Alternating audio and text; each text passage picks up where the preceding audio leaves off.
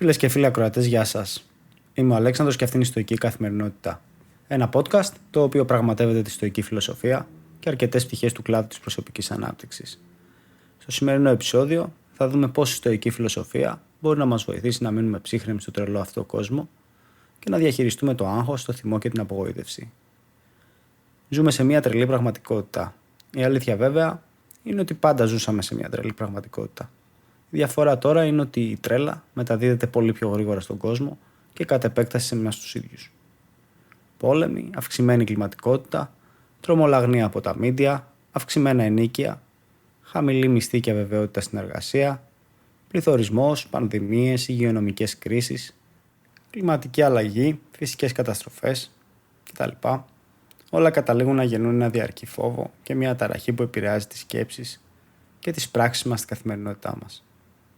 Πώς μπορεί όμως ο στοικισμός να μας βοηθήσει λοιπόν να ανταπεξέλθουμε στο χαοτικό, αβέβαιο και τρελό κόσμο που ζούμε?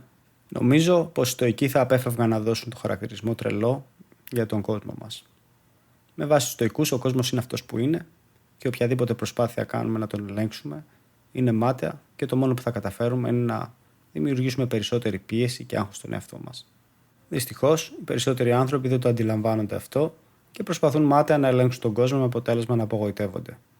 Η απογοήτευση αυτή μπορεί να οδηγήσει σε διάφορες συμπεριφορές που δημιουργούν προβλήματα και δυστυχία όχι μόνο στους ίδιους, αλλά και στους υπόλοιπους ανθρώπους. Αυτό είναι κάτι που μπορούμε να το δούμε γύρω μας, στο περίγυρό μας και στον κόσμο που συναναστρεφόμαστε.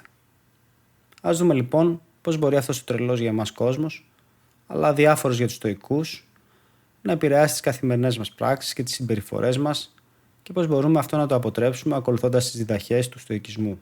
Ένας από τους τρόπους που μπορεί να μας επηρεάσει ο κόσμος είναι η συνεχής έκθεση σε αβεβαιότητα και αρνητικές ειδήσεις, τα οποία μπορούν να οδηγήσουν σε χρόνια ανησυχία, ακόμα και σε κρίσεις πανικού. Αν και δεν είμαι ειδικός ή ψυχολόγος, το έχω δει να συμβαίνει. Το άγχος και η υπερβολική ανησυχία είναι κάτι το οποίο οι στοικοί θα το έλυναν με το διαχωρισμό του τι μπορούμε να ελέγξουμε και τι όχι. Η αποδοχή στα πράγματα που δεν μπορούμε να αλλάξουμε είναι το κλειδί.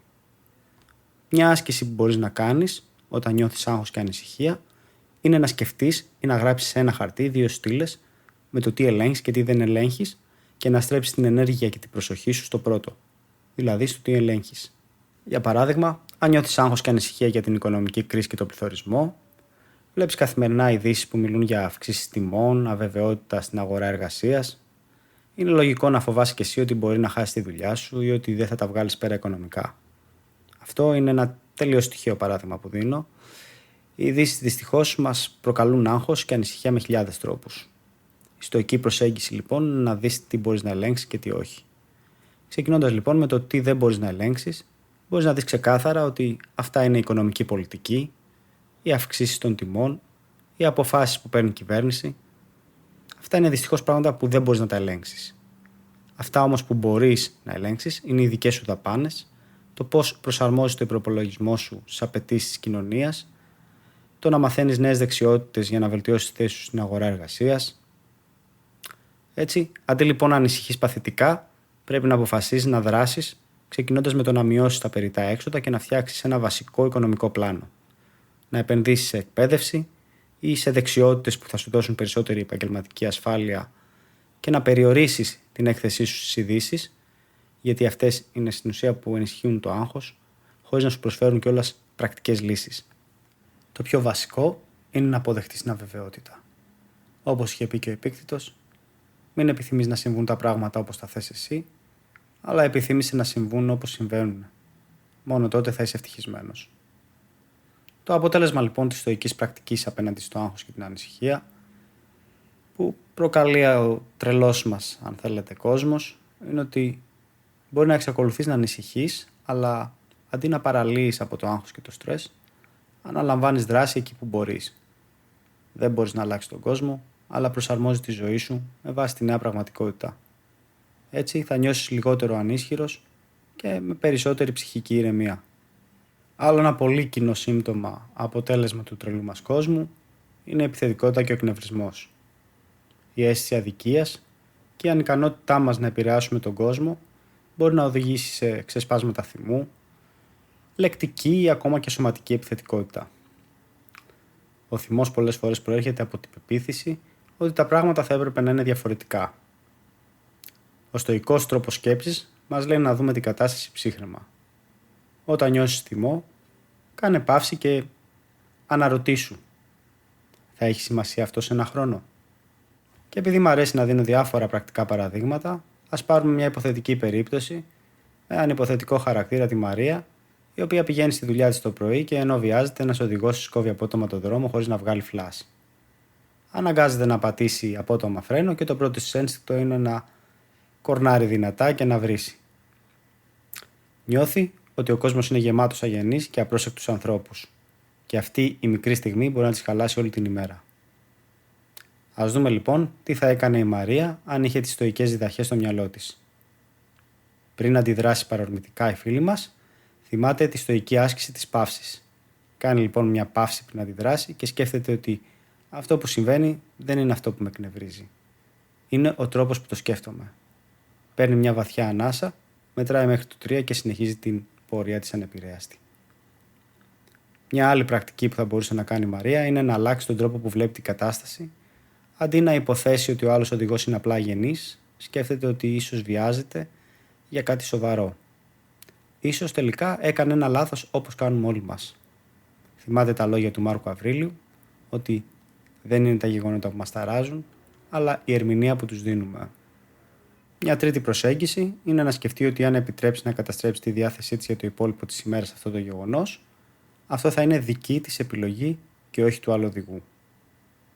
Στο τέλος, η Μαρία επιλέγει να μην κορνάρει και να συνεχίσει τον δρόμο της ήρεμα. Αντί να ξεκινήσει τη μέρα της θυμωμένη, αποδέχεται ότι μερικά πράγματα είναι έξω από τον έλεγχό της και δεν επιτρέπει σε ένα μικρό περιστατικό να επηρεάσει τη διάθεσή της. Μην ξεχνάμε αυτό που είχε πει και ο Μάρκος Αβρίλιος, ότι ο καλύτερος τρόπος να εκδικηθείς έναν αγενή άνθρωπο είναι να μην του μοιάσεις. Και κάτι που βλέπω αρκετά συχνά στους ανθρώπους είναι η τάση για απογοήτευση και η απεσιοδοξία. Με όλα όσα γίνονται, κάποιοι άνθρωποι που νιώθουν ότι δεν μπορούν να αλλάξουν την κατάσταση του κόσμου, μπορεί να υιοθετήσουν μια παθητική ή μια κοινική στάση. Έτσι, πολλοί αποσύρονται από τις κοινωνικές σχέσεις λόγω του άγχους και της δυσφορίας που νιώθουν. Ας δούμε και πάλι ένα πρακτικό υποθετικό παράδειγμα. Ο Κώστας είναι ένας 35χρονος που πάντα ενδιαφερόταν για τα κοινωνικά και πολιτικά θέματα. Κάθε μέρα ενημερώνεται για τα νέα και βλέπει έναν κόσμο γεμάτο αδικία, πολέμους, οικονομικά προβλήματα και διαφθορά. Όσο περισσότερο διαβάζει, τόσο πιο ανήμπορος νιώθει. Έτσι σκέφτεται ότι όλα πάνε στραβά, οι κυβερνήσεις είναι διεφθαρμένες, οι πλούσιοι γίνονται πλουσιότεροι, η μεσαία τάξη εξαφανίζεται, το κλίμα καταστρέφεται. Τι νόημα έχει να προσπαθώ αφού δεν αλλάζει τίποτα? Σιγά σιγά αυτή η απεσιοδοξία τον κάνει να αποσύρεται από τη ζωή, σταματά να συζητά για σημαντικά θέματα, δεν ασχολείται με την καριέρα του ούτε με την προσωπική του εξέλιξη, νιώθει ότι τίποτα δεν έχει σημασία, τι νόημα έχει να προσπαθώ, σκέφτεται, αφού δεν αλλάζει τίποτα. Αν ο Κώστας ακολουθούσε τη στοική φιλοσοφία, θα συνειδητοποιούσε ότι δεν μπορεί να αλλάξει τα πάντα, αλλά μπορεί να ελέγξει τον εαυτό του και τις επιλογές του. Δεν μπορεί να αλλάξει μόνος του την οικονομία, την πολιτική ή τις διεθνείς εξελίξεις. Δεν μπορεί να αλλάξει τις αποφάσεις των κυβερνήσεων ούτε το πώς λειτουργεί ο κόσμος. Μπορεί όμως να ελέγξει τον τρόπο που αντιδρά σε όλα αυτά. Μπορεί να αποφασίσει να βελτιώσει τις δεξιότητές του για να έχει περισσότερες επαγγελματικές επιλογές. Μπορεί να μειώσει την υπερβολική κατανάλωση ειδήσεων που ενισχύουν την απεσιοδοξία του. Μπορεί να επιλέξει να επηρεάσει θετικά το μικρό του κύκλο, αντί να απογοητεύεται για πράγματα που είναι εκτός του ελέγχου του. Όπως μας είχε πει και ο Επίκτητος, δεν είναι τα γεγονότα που μας ταράζουν, αλλά η άποψή μας γι' αυτά. Με αυτή την προσέγγιση, ο Κώστας μπορεί να συνεχίσει να ενημερώνεται και να ενδιαφέρεται για τον κόσμο, αλλά χωρίς να αφήνει την απογοήτευσή του να τον καταστρέψει. Αντί να παραλύει από την απεσιοδοξία του, μπορεί να επικεντρωθεί στις μικρές αλλά σημαντικές αλλαγές που μπορεί να κάνει στη ζωή του. Ο κόσμος ίσως να είναι χαοτικός, αλλά ο Κώστας δεν είναι υποχρεωμένος να αφήσει αυτό το χάος να καθορίσει τη δική του ζωή. Φίλες και φίλοι, όπως είδαμε και στα παραδείγματα που έδωσα, ο στοικισμός έχει κάποιους βασικούς κανόνες που εφαρμόζουν σε όλες τις αντικσότητες της καθημερινότητας, είτε είναι μικρές είτε μεγάλες. Πάντα θα πρέπει να υπενθυμίζουμε στον εαυτό μας ότι ο κόσμος είναι αυτός που είναι και οποιαδήποτε προσπάθεια να τον ελέγξουμε θα έχει αρνητικές συνέπειες επάνω μας. Ζούμε σε μια πραγματικότητα που μοιάζει όλο και πιο χαοτική. Όμως, μήπως ο κόσμος δεν έγινε ξαφνικά τρελός, αλλά απλώς τον αντιλαμβανόμαστε διαφορετικά? Μέχρι το επόμενο επεισόδιο, ελπίζω να είστε όλοι καλά.